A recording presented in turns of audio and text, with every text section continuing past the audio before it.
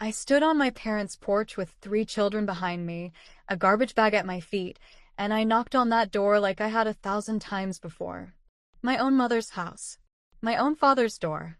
And they closed it. Right in front of my kids. My brother laughed. My sister gave me a lecture. And I stood there and I made myself one promise. Just 3 words. Watch what happens. This is what happened.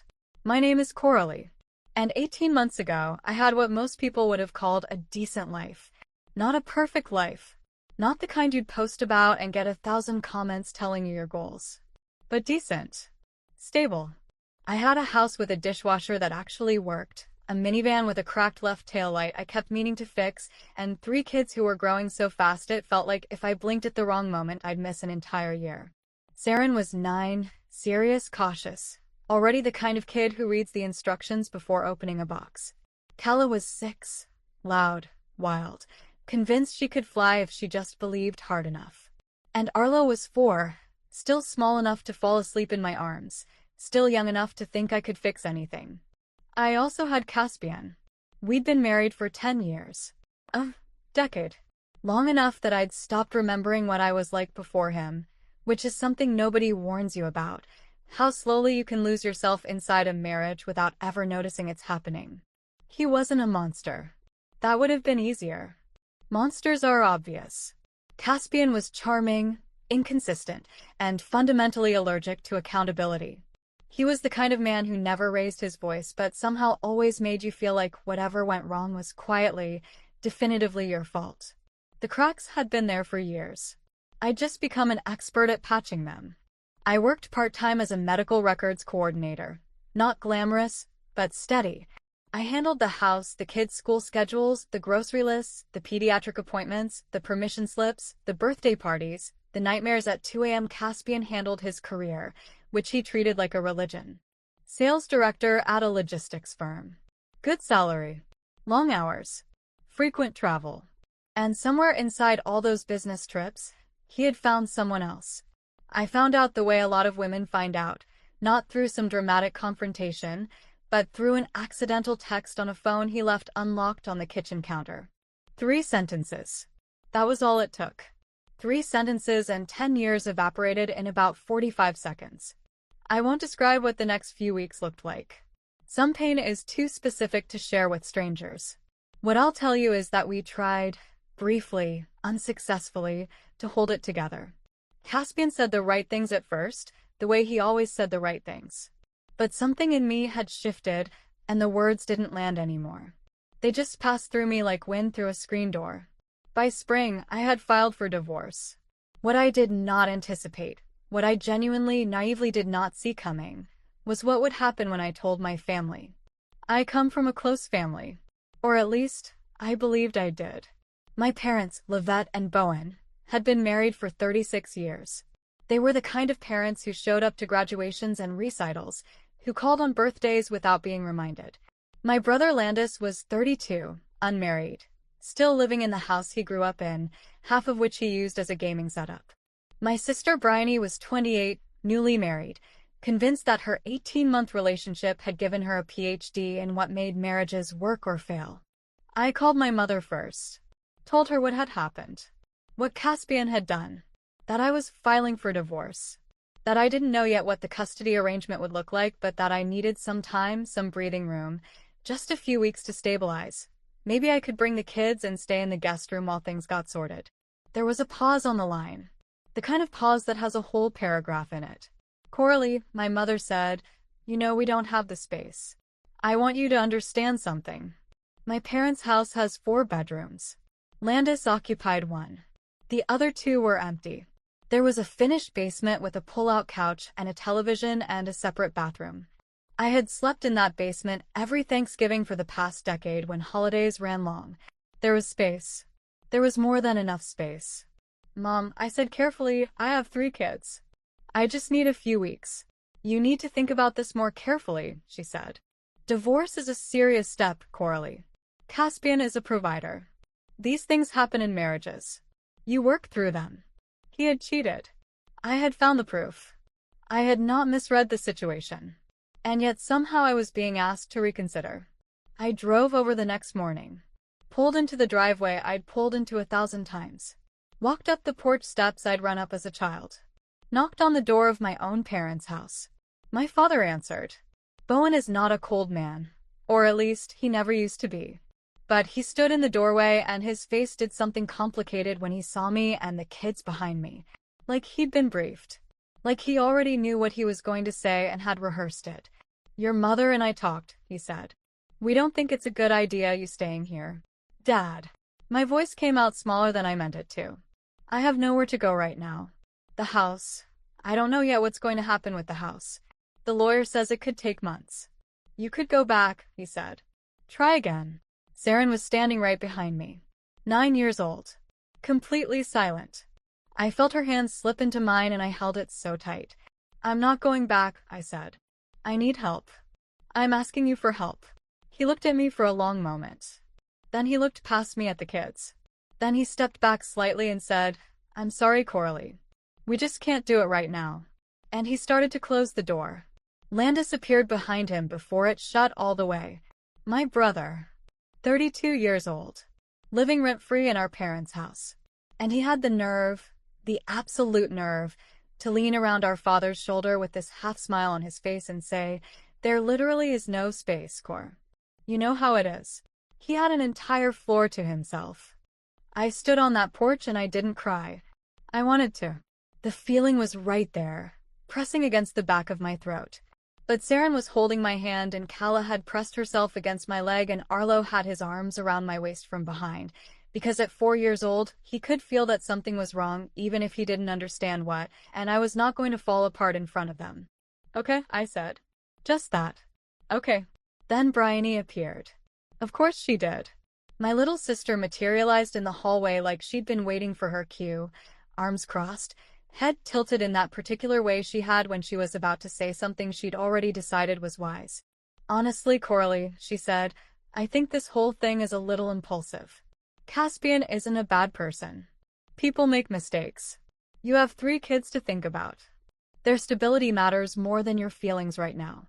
Their stability. As if I hadn't been the one maintaining every piece of their stability for the entirety of their lives.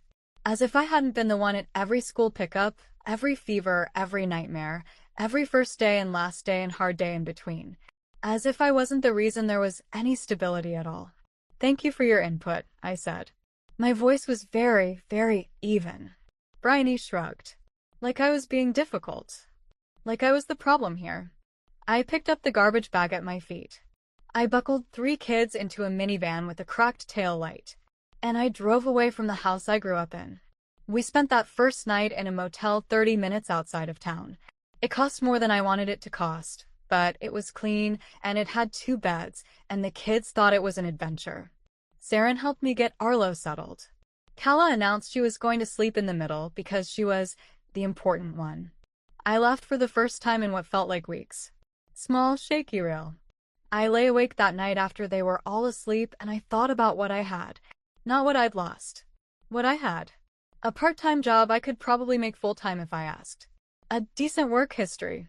A lawyer who had taken my case on a payment plan.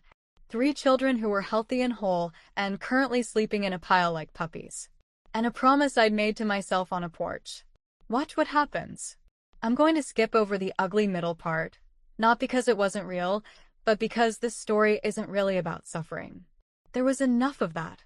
There were weeks in a motel that stretched into a month. There was a period where I was eating crackers for dinner because I'd used the last of my cash on Arlo's new shoes because he'd had a growth spurt and couldn't fit into his old ones. There were nights I sat in the bathroom after the kids fell asleep and let myself feel the full weight of what had happened, and then I got up, washed my face, and went back to being their mother. What I want to tell you about is what I built instead. My supervisor at the medical records office, a woman named Terrell, sharp and no-nonsense and unexpectedly kind, noticed that I'd been coming in early and staying late. She asked me one afternoon straight up if I was in a hard situation. I told her yes. She didn't offer pity. She offered hours. Full-time with benefits. I took it before she finished the sentence. I found a 2-bedroom apartment in a neighborhood that wasn't fancy but was safe, close to Saren and Calla's school, with a bus stop 2 blocks from Arlo's daycare. It was small. The kitchen had exactly one drawer that opened properly. The bathroom tiles were a shade of beige that had probably been fashionable in 1987. But it was ours. I hung curtains the first weekend we moved in. Kala picked them out, bright yellow, aggressively cheerful, and I put them up and stood back and thought, yes, okay, this is going to be all right. The divorce took 8 months. Caspian had a better lawyer initially, and he used it. Pushed for a custody arrangement that was, I'll be generous, optimistic about how present he intended to be. But here's the thing about fathers who haven't actually been doing the work.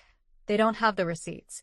I had 10 years of being the primary parent, documented by school records, medical records, daycare check-in logs. My attorney was thorough. The custody evaluation was not kind to Caspian's claimed involvement. I got primary physical custody. He got every other weekend and 2 weeks in the summer. He also owed me 8 months of retroactive child support that his new legal team tried very creatively to reduce. They did not succeed. My family found out about the settlement through the grapevine. Our town is not large, and news travels faster than it should. My mother called me. It was the first time she'd called since the night I told her about the divorce. "We're so relieved it worked out," she said, as if she'd been watching from a comfortable distance the entire time, as if she'd been in my corner all along. "Are you?" I said. "Coralie, you have to understand." "Mom," I said, "I do understand." I understood that night on the porch. Very clearly. A pause. "We were worried you were being hasty." I had 3 children and a garbage bag. I wasn't being hasty. I was asking for help. She shifted into the particular mode she had when she felt cornered. The sighing, the quiet suggestion that I was being oversensitive, that families go through hard periods, that we needed to move forward. I let her talk. I didn't argue.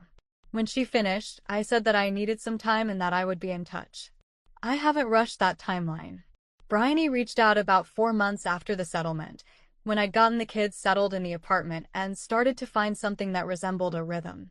She sent a long message, paragraphs actually, about how she'd been reflecting and she hoped we could reconnect, and how she'd said some things that came out wrong and she hoped I understood where she'd been coming from. I read it twice. I thought about the porch. "I thought about your feelings right now," said with that particular tilt of her head. I wrote back something short and not unkind. I told her I appreciated the message. I told her I needed more time. I told her that when I was ready, I'd reach out. She has not stopped trying since then. Messages every few weeks, increasingly elaborate, increasingly aware that she miscalculated something. I read them. I take my time.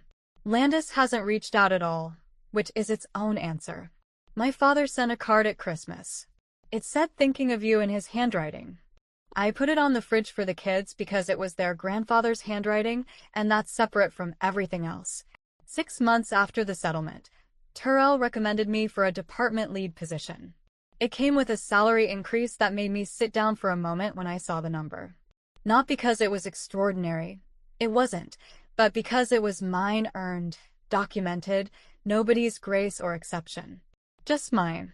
I upgraded the apartment. Found a 3-bedroom in the same school district, slightly newer, bathroom tiles in a shade that had never been fashionable at any point in recorded history, but at least all the drawers opened.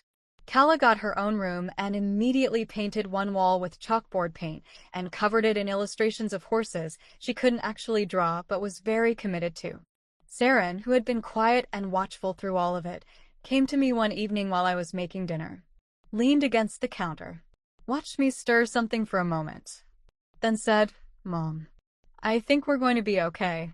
She was 10 by then. "Yeah," I said. "I think so too." She went back to her homework. I kept stirring. And I thought about a porch and a garbage bag and 3 words I'd whispered to nobody. There's a specific kind of justice that doesn't announce itself. It doesn't come with a dramatic confrontation or a moment where you get to see the exact expression on someone's face when they realize they were wrong. It's quieter than that. It builds in increments. It's a lease signed in your own name. It's a savings account that keeps growing. It's 3 kids who go to sleep in their own beds in a home that you created from nothing, and who wake up the next morning and ask for pancakes, and who have absolutely no idea how much it cost you to get here, which is exactly how you want it. Caspian moved in with the person he'd been seeing. That lasted about a year, from what I've heard.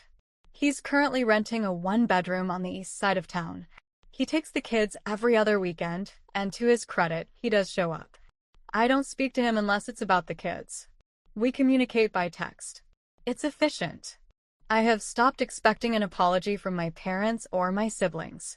Not because I've decided they don't owe me one, they do, but because I've learned something in the past 18 months that nobody told me before. Waiting for an apology is a form of staying. And I am not interested in staying anywhere I had to beg to be let in. Last month, Saren's school had a family showcase, one of those events where the kids present projects and parents walk around and look at display boards and drink bad coffee from a folding table. I went. Obviously I went. I always go. Saren's project was about resilience. She'd researched it for weeks. The science of it, the psychology, what makes some people recover and others stay buried. She'd made a display board. Hand-lettered title at the top. She'd done the whole thing herself. At the bottom, in smaller handwriting, she had written, "Resilient people don't wait to be rescued. They figure out the next step." She was standing next to it when I walked up, watching me read it with that careful, measured look she has. "I wrote that part myself," she said. "Not from a source." I looked at her for a moment. Daughter of mine. 10 years old. Already understanding things it took me 34 years to learn. "It's good," I said. She nodded, satisfied. "I know. I don't tell this story because I want you to feel sorry for me. I don't want your sympathy. I've got a working dishwasher and a department lead position and 3 kids who are wildly, loudly, specifically themselves, and I'm doing just fine. I tell it because I know there are women listening to this right now who are standing at some version of that door, who are holding the weight of kids and bags and shattered trust and asking for help from people who are supposed to love them. And the door is closing. And it feels like the end of something. It's not. It is, I promise you, the beginning. The people who closed that door on me are still living the same lives they were living 18 months ago. Same house. Same routines. Same everything. While I built something entirely new from a motel room and a garbage bag and 3 words whispered on a porch at night, there is no sweeter outcome than that. None. If someone ever told you there was no space for you, what did you do with that? Tell me in the comments. Because I believe this community understands something that took me far too long to learn. The people who say there's no room for you are usually just afraid of what you'll become once you find your own.